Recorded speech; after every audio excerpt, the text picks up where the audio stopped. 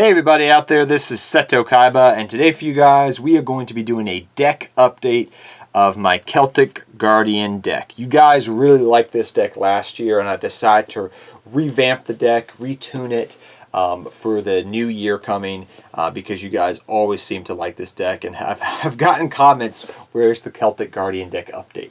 Now saying that, this was a deck I constructed about over a year ago now actually. And it was just because of my love for two things. A, the original Yu-Gi-Oh! Series in Celtic Guardian, and also my love of the Zelda game series, which I've always liked Zelda. I've always loved playing, Breath of the Wild was amazing, but Ocarina of Time is probably my favorite of all time, but that's just me personally. But I love the series as a whole. So my love of those two things, my love of just Celtic Guardian himself from the OG series, slaying Blue Eyes Ultimate Dragon, I guess. He didn't, but he was going to. And also, my love of the Zelda series is why I created this deck. Now, to keep that in mind, guys, you have to keep in mind that there was a point in time in Yu-Gi-Oh's history when Celtic Guardian was meta. He was the best normal summonable monster in the meta. I think it was like probably the late 90s, pretty much, early 2000s. He was, for a hot minute there, a meta-based card, which is weird to say, but he was at one time. So the one thing I want you to keep in mind about this deck also, guys, as we get into it is, this is a fun-based deck. It is. I try to make it as competitive as possible, but it's a fun deck that will win games against your buddies and catch them off guard. I promise you that.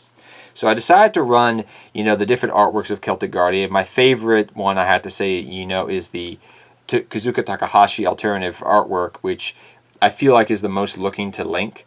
But also we have the LOB and then the OCG artwork of him too.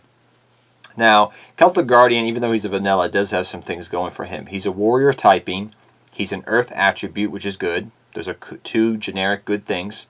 He's a level 4, which means we can go for rank 4 Exceed plays, and on top of that he is a vanilla, which means you can run some vanilla support cards in this deck. So that's what Celtic Guardian's got going for him. So even though he may have low attack, he can get pretty powerful, and maybe he will slay a Blue Eyes Ultimate Dragon for real one day, especially if you're playing against your opponent's Blue Eyes White Dragon deck. Next we run 3 Obnoxious Celtic Guardian, which is kind of like a stall based card, but he is also technically part of the Celtic Guardian archetype, and he does have some good things going for him. He is pretty much, we don't really worry about his effect. Yes, he can stall out, quote unquote, but the main reasons why we're running him is he's a Celtic Guardian name, which works along with Celtic Guardian of Noble Arms, and on top of that he can be used for Exceed plays, rank 4 Exceed plays, Link plays, and just other generic stuff like that. So that's why we run him as a 3 on the deck. But 3 Obnoxious Celtic Guardian from, I think both of these are from the 10, and one of them is not. Yeah, they're all from the 10. But yeah, 3 Obnoxious Celtic Guardian. Next we run the movie promo one, Celtic Guardian of Noble Arms. He's pretty good, but it takes a little bit of combination to get him going, which is not too hard in this deck really. But he's going to be used a lot of the time for Exceed and Link plays. I'm going to be honest with you. Yes, he will put in work sometimes to attacking your opponent, but not so much all the time. It just depends if you have other Celtic Guardian cards to go off with him. But for the most part, that's what he's going to be used for. But he's really cool. I always have liked his artwork, actually. Next, we run another Yugi card, Silent Swordsman. You may say, why are you running Silent Swordsman? Well, Silent Swordsman's a really good card, guys. It can help negate stuff, which is really nice. On top of that, it's a really good floater-based card that can get really big. It's overall a great card to have in a warrior-based strategy where there's no real archetype. And that's this deck in a nutshell, I feel like, right? We have a lot of warrior cards, but we don't have a cohesive archetype. Correct? So that's why this card fits beautifully well, because it gives you a power play. It gives you a negator, and it also gives you a card that can put in a lot of work. Like, if you've played against this card for fun, guys, this card can really be a pain in your butt. Now, in addition to Silent Swordsman, we also run 1 Silent Swordsman level 7. Now, initially when I put this into the deck, it wasn't to make it a Yugi-based deck, but let's just say it was a domino effect back in the day when I first created this deck. and it led to running some other cards, which you'll see later on. But Silent Swordsman is really good for this warrior-based strategy. As you'll see, there are more warrior cards we run in the deck. So that's pretty much your boss monsters and archetype, quote-unquote. But just for your support cards, we run 2 Goblinberg and 2 Photon Thrasher. These are very good for the deck. In addition to that, I won 1 Blue Mountain Butterspy. Now, you could run double Blue Mountain Butterspy, but I was kind of debating it. Sometimes I like it, sometimes I don't. Like, I found that I didn't want to run more, just generic rank 4 playmakers. Like, Photon Thrasher is really good if you go in first or second. And you just, well, pretty much if you're trying to just go for Isolde, which you'll see later on. But it's good for helping going for rank 4s and link plays. Goblinberg is really good for link, going for Isolde. And on top of that, in addition to that, going for rank 4 plays. And Blue Mountain Butterfly, I found that if I ran this card more as a 2-of, it got a little bit clunky. And also I wanted to run other cards, so that's why I cut it down to 1-of. It's still a good card, but I didn't want to run so many just, generic extender-based cards. Because, some of these cards can become dead if you don't have other cards in your hand. Like, if you don't have another generic rank 4, Goblinberg becomes dead. This is dead. This is just a beater then. So that's what I'm trying to say. I wanted to make sure I ran a good balance between the both, so you don't get as many brick hands. So that's why that ratio is like that. Onto your hand traps, we run 3 Ash Blossom and Joyous Spring. It's generic. It's going to hit just about any deck out there. It's a great card to have. Next up, we run a double Moon Mirror Shield, double Magnum Shield, 1 Living Fossil, and 1 Photon Divine Phoenix Blade. So why are we running all these equip monsters, you're probably asking? Well, if you've played competitive Yu-Gi-Oh! In the past couple of years, you know what card we're running in a warrior-based deck that runs equips. Yes, we're running Isolde. And Isolde is perfectly made for this deck because Isolde is going to help you out so much with a lot of your basic combo plays here. So that's why we run Isolde, because I didn't want to run too many equips. There are other options out there. I tried some of the gear-free ones that we got, the Ignoble Arms ones that we got earlier this year. And personally, those are good in some equip-based decks, but not in all of them.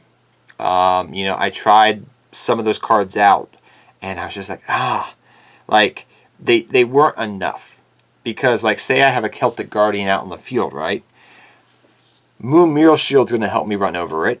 Magnum Shield can help me run over things. Living Fossil can help me reborn things. Divine Phoenix works with my Nightmare package, correct? So, saying all these things, hopefully you start to understand why I built the deck the way I did. Because I was thinking in my mind, okay, these cards work well, but these cards are better because they're going to help me in just generic situations and help me with issues that this deck is having. Running over big monsters, getting around problematic stuff, etc. So that's why I decided to run this deck this way with these equips. And I didn't want to run any more than this because I didn't want them to come bricky. So you can use Isolde's effect, get rid of 4 of them for a Celtic Guardian search, and you're still going to have some extra ones in the deck in case you draw, you draw 2 equips in your hand. Well, Isolde's still alive; it's not dead, and these are generic, so you can use them either way. So that's why we run all the equips for Isolde, if you guys are wondering. But that's been working out pretty well for me a lot. Next, we run 3 Solid Sword Slash. This card's really amazing, and it works in tangent with your Silent Swordsman, which we were talking about earlier. Can help him get big attack. It's also a searcher as well.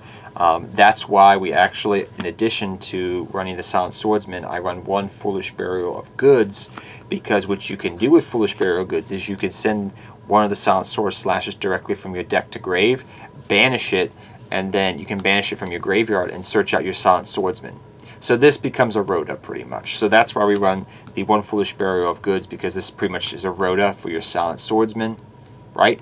And then you can run this as well. So it works out pretty well in the end, and I do like those cards as well. Now, we run a lot of 1-of spells, which I'll start going over here very briefly. All of these 1-of spells, which you're going to see here, and you're going to say, wow, that's a lot of 1-of spells there, Seto. And I'm going to say to you, yes, that is a lot of 1-of spells, but we're going to talk about each and every one of them and why they're so helpful for the deck and what the deck is trying to accomplish and what the deck, is trying to do in a nutshell. So Faustin's Bargain and Unexpected Die over here are really good, let's just say, generic vanilla support. Unexpected Die is going to help you tutor out a Celtic Guardian directly from your deck, which is really awesome because that can help you just get it directly from the deck and help you do certain things in that way. So it pretty much just gets Celtic Guardian out into the field. You can do certain plays with it, exceeds, links, the list goes on.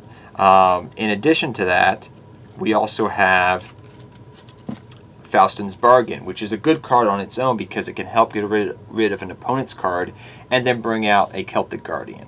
So that's nice if Celtic Guardian's in your hand. So I like that. Scapegoat is really good for link plays in this deck, which is really nice to have. Now, mainly what you're going to be using your Scapegoat for, guys, if you guys are actually wondering why we're running Scapegoat and what is Scapegoat being used for the most, it's mainly going to be used for Mrs. Radiant, and in addition to that, it's also going to be used for other links if you want to run like things like Link Karibo, etc. in your deck. It's really good for those type of cards as well, to be honest. But I'm just mainly running it for Mrs. Radiant, and then you can link climb in other ways as well. So that's just for link plays here, pretty much. Double or Nothing, we're a rank 4 deck. This card's amazing. Run it. If people are going to laugh at me, the Claw of Hermos. Why? Because Rocket Hermos Cannon is awesome in a fun-based warrior deck, as well as Goddess Bow. So I had to run these two cards, guys, just because. So if you want to cut the Hermos Cannon, maybe you just run Rocket Hermos Cannon. But it's in here to make these fusions because they're badass. So forgive me, guys, but I had to do it. Upstart Goblin makes it a 39 card deck, gives you a little bit of draw power. Rhoda, we're a warrior based deck, it's good.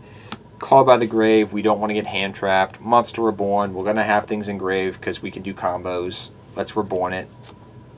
So even though these are a lot of one-of spells, they're all good in their own way, and they'll be really useful in a lot of situations. So that's why you see a lot of one-of spells that are just limited to one, because except for these ones here, pretty much. Because they can just be really useful. So that's for that. No traps in the deck. You may say, oh my gosh, yeah, we don't need traps. Where we're going, we don't need traps. We got our Yugi token, because this is pretty much a Yugi based deck. We have Goddess Bow and Rocket Hermos Cannon, guys, which we can make easily because we're a warrior based deck, quote unquote. And we can easily make these cards using the Claw of Hermos. So that's why. Because you always have dead warriors in your hand, I'll be honest with you. For your rank 4s, guys, it's pretty generic stuff. Castel, Bagasucha, Tornado Dragon, Dagusto Emerald, because you can bring back your vanilla from grave. So say you go for a rank 4, right? You detach, you reborn a Celtic Guardian, you can do cool little plays like that. And also, like, there's some cool things you could do because you can go into your rank 3s. Like Unicorn, say you need to go quickly into Unicorn, or you want to make a rank 4 because you have another card on the field. You can go Dagusto Emerald, detach, reborn a Celtic Guardian that you had in grave, and now you have 2 monsters on the field. If you have a third, you can go for a rank 3. So, and then depending upon what you got, you can go for a rank 4, but that's up to you. I don't usually run rank 4s in this deck because they're a little bit hard to make sometimes, but I do run it in this one actually. So that's all for your rank 4s, as well as we run the Utopia package, guys. So Utopia and Utopia Double, because we run Double or Nothing. It's an OTK playmaker for the deck. And lastly, I won one Divine Arsenal AA Zeus the Sky Thunder. This card's a necessity in this deck because of the ability to go for rank 4s very consistently. Isolde, the Tale of the Two Noble Knights for your link play. Mrs. Radiant, because we have Scapegoat and a lot of our main monsters are going to be Earths, so this will give attack boost for your Celtic Guardian as well as helping you add it back. We run Nightmare Phoenix, Nightmare Cerberus, and Nightmare Unicorn. This is just a generic package that's really good to have for your link plays to get around certain problematic things. and 1 Axis Code Talker for helping break boards, which you can pretty easily go for. The only card I would suggest if you want to try to find space for in this deck is maybe Link Karibo, if you want to run Link Karibo in the deck, but that's up to you to decide if you want to try to find space. The main reason it would be in here is for your scapegoat play, but that's up to you.